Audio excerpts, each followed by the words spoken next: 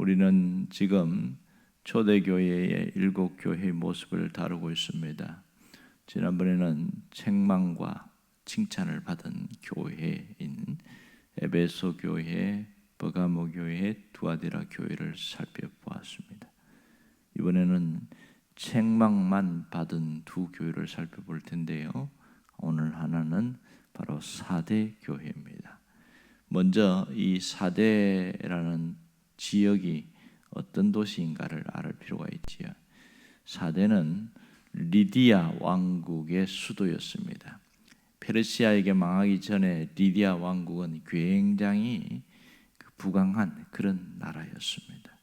거기는 나라 자체가 이미 큰 도시 자체가 아주 일반 지면에서 약 45m 높이 있습니다. 그러니까 천혜의 요새였죠.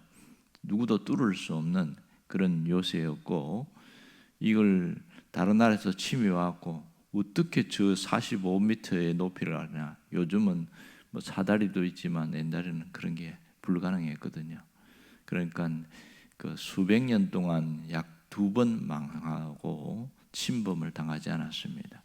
리디아가 페르시아의 고레스에게 망하게 됐는데, 이 고레스 왕이 어떻게 하면 저 도시를 멸망시킬까? 아무리 연구해도 방법을 찾을 수 없었습니다. 그래서 특명을 내렸어요. 저 리디아 왕국에 들어갈 수 있는 길을 찾는 자에게는 어마어마한 상금을 주겠다. 그래서 이 병사들이 계속 지켜봤어요. 그러면 저 사람들은 뭘 먹고 사냐? 그렇게 봤더니 그 왕국에서 동굴 속으로 계단을 타고 내려오는 길이 있었던 겁니다. 자기들만의 길이 있었어요. 그래서 숲을 딱 해치고 살짝 나오고 덮어버리니까 입구를 몰랐는데 어느 한 병사가 그 입구를 발견하게 됐어요. 그러고 나서 저기가 입구구나. 그 얘기를 보고를 한 거예요. 그랬을 때 이 고레스가 특공대를 조직해서 아주 날렵하고 무술이 뛰어난 자들을 그 동굴을 찾아서 위로 올라갔더니 특공대 갔더니 기가 찬 거예요. 그들은 누구도 침범하지 못한다는 것에 안심하고 술판을 벌리고 그냥 아주 뭐 보초서는 보초병들도 아주 그냥 뭐 30동 40동 그렇고 싹 썰어버리고 성문을 열어버리죠.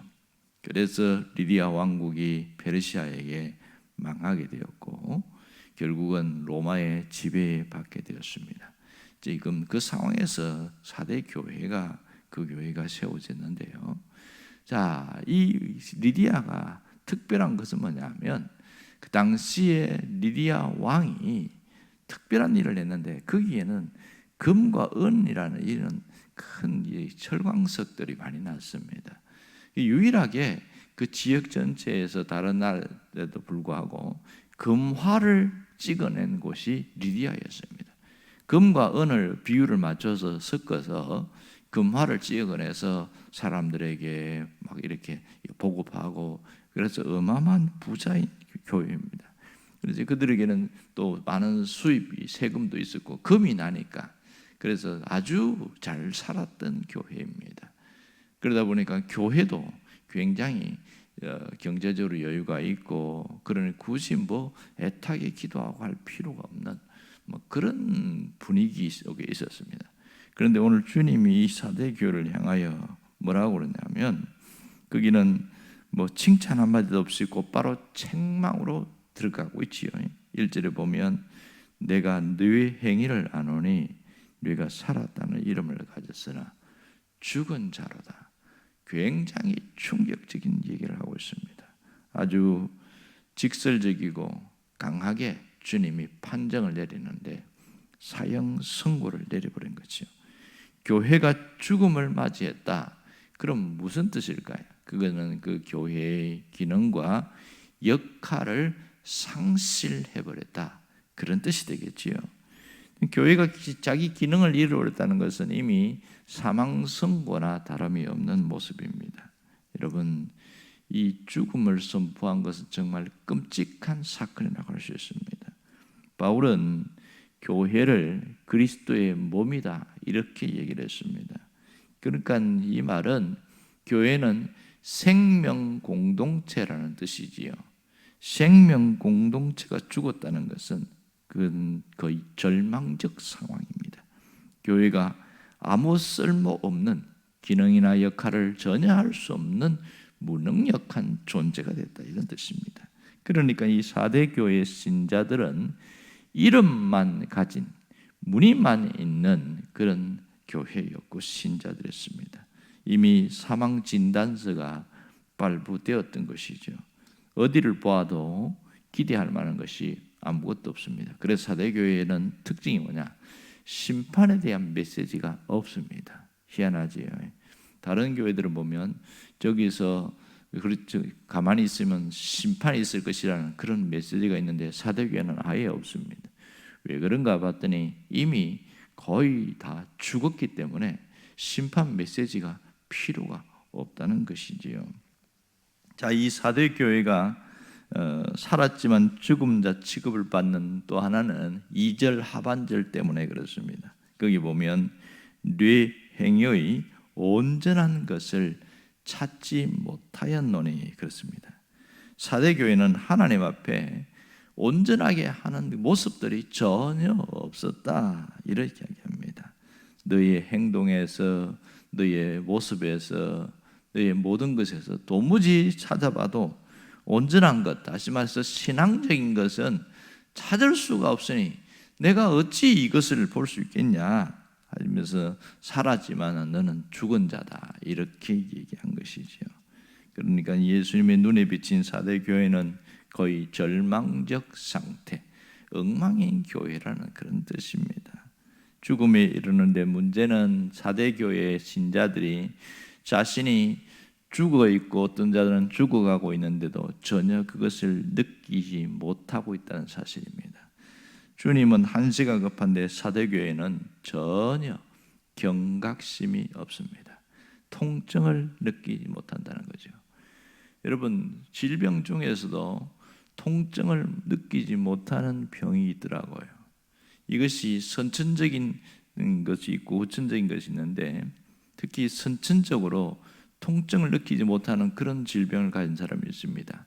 이걸 무안증이라고 그러는데, 무안증 증후군, 선천적으로 어떤 통증을 느끼게 하는 그 신경계가 어떻게 망가져 버려서 전혀 못 느낀다는 겁니다. 아픈 걸 못 느껴요. 그러면 아픈 걸 못 느끼면 추위도 더위도 못 느낍니다. 그러니까 못 느끼니까 부딪히면 피가 줄줄 흘러도 못 느끼는 거예요. 그러니까 모든 조직이 망가져 가는 거죠. 그런 사람들이 지금 있답니다. 희귀병이라고 그러더라고요. 후천적으로 나타나는 어떤 이 통증을 못 느끼는 병 중에는 나병이 있습니다. 지금은 거의 소멸되고 조금만 남아 있는데 그래도 나병은 무섭습니다. 그래서 그들은 지금도 나병촌에, 나환자촌에 살고 있습니다. 물론 약이 좋아져서 자녀들에게는 그런 유전적인 세포들이 많이 없어지긴 했습니다만은 흔적들이 남아있는 경우가 있습니다. 이게 나병의 무서운 것은 통증을 못 느끼니까 추위도 더위도 못 느끼고 초기에는 못 느끼다가 그 다음에는 조직 손실이 있다는 겁니다. 손가락은 마디가 떨어져 나가는 거죠. 이래서 나병이 무섭다. 그런데 아프지 않다는 거예요. 이런 통증을 못 느끼는 게 좋은 것 같은데 결코 좋지 않다, 이런 얘기를 하는 거죠. 그만큼 이 4대 교회는 전혀 통증을, 경각심을 느끼지 못하고 있는 교회다, 이렇게 평가됩니다. 그러면 이 4대 교회를 주님이 포기하셨느냐, 이것에 대해 질문을 내봐야 됩니다. 전혀 그렇지 않다는 것이죠. 오늘 보면 4대 교회가 희망이 없는 것은 맞는데 완전히 죽은 교회는 아니었습니다. 아직 남아있는 것이 있더라는 거예요. 아직 남아있는 것이 있더라는 거예요. 그래서 오늘 2절에 보니까 너는 일깨어 그 남은 바 죽게 된 것을 굳건하게 하라, 이렇게 말합니다. 남은 바 죽게 된 것을 굳건하게 하라. 무슨 얘기인가요? 쉽게 말하면 깨어 있으라, 이런 뜻이죠. 정신을 차리고 깨어 있으라. 놀라운 것은 주님은 이 거의 죽게 된 사대 교회도 포기하지 않으셨다는 사실입니다. 최악의 상황에서 한 영혼이라도 더 건져내시려는 그 하나님의 마음이 여기였습니다. 아직은 작은 불씨가 남아 있었어요.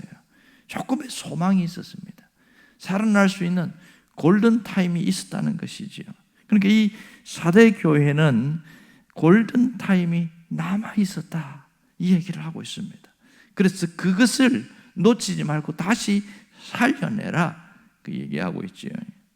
오늘 사대 교회를 향한 이 모습은 지금 우리를 향한 주님의 경고와 같다고 할 수 있습니다.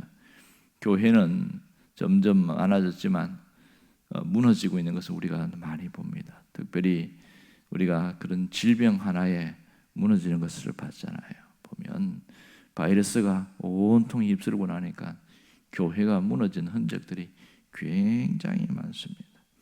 그것은 사대 교회의 모습처럼 성도들이 그리 살아가고 있기 때문에 나타나는 현상이겠지요. 이름만 가졌지 죽게 됐거나 죽어가고 있는 그런 신앙의 모습들이 많기 때문에 그렇습니다. 교회의 기능을 상실한 교회, 신앙의 정체성을 잃어버린 성도들의 모습들이 많이 있더라. 가장 무서운 것은 교회 안에 세속화입니다.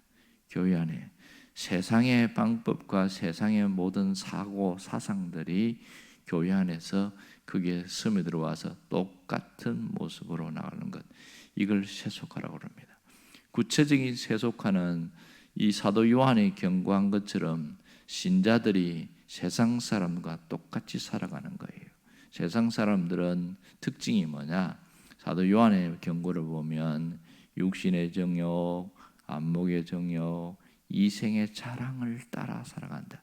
그것이 그들의 가치관이고 그들이 살아가는 목적입니다. 이 세속화가 바로 그렇거든요. 신자들도 똑같이 그들처럼 육신의 정욕과 안목의 정욕과 이생의 자랑을 따라간다. 이것이 죽어가고 있는 모습이다, 그런 얘기를 하고 있는 거예요. 하지만 우리에게 소망이 있는 것은 골든타임이 남아있다는 겁니다. 다시 회복할 수 있는 신앙의 골든타임이 남아있다는 것이 사실입니다.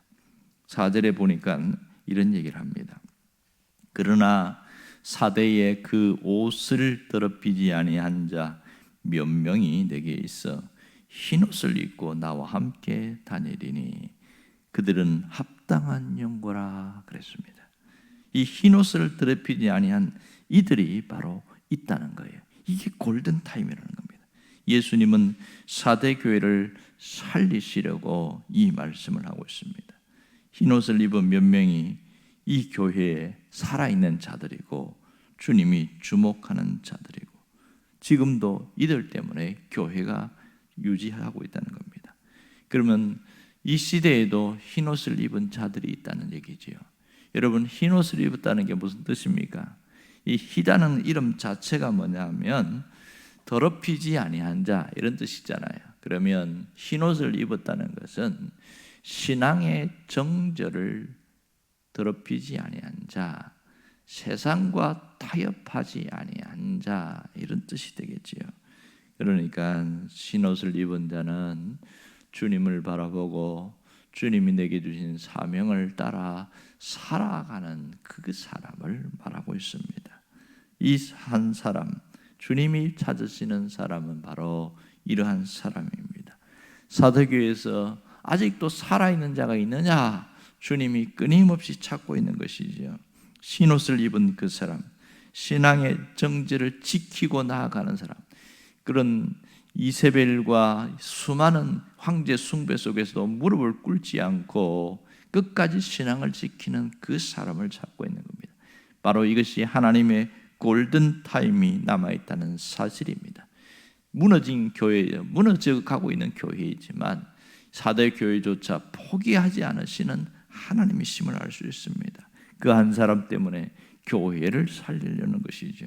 우리가 결심할 것은 내가 주님이 찾으시는 그 한 사람이 되겠다는 결단입니다. 내가 신앙으로 세워졌을 때 아무리 세속화가 교회에 물러와도 교회가 아무리 주변에 막 어떤 소리가 들려도 절대로 주님이 나 한 사람 때문에 교회가 무너지지 않게 한다. 그걸 잊지 말아야 됩니다. 오늘 주님이 찾으시는 그 사람이 누구입니까? 바로 나 자신입니다. 하나님은 내가 이런 흰옷을 입고 있는 그 사람이 되기를 원하고 있습니다. 마지막까지 주님 앞에 가는 그날까지 내가 끝까지 신앙을 지키고 내 사명을 따라 살아가는 그 사람 되기를 간절히 바랍니다. 기도하겠습니다.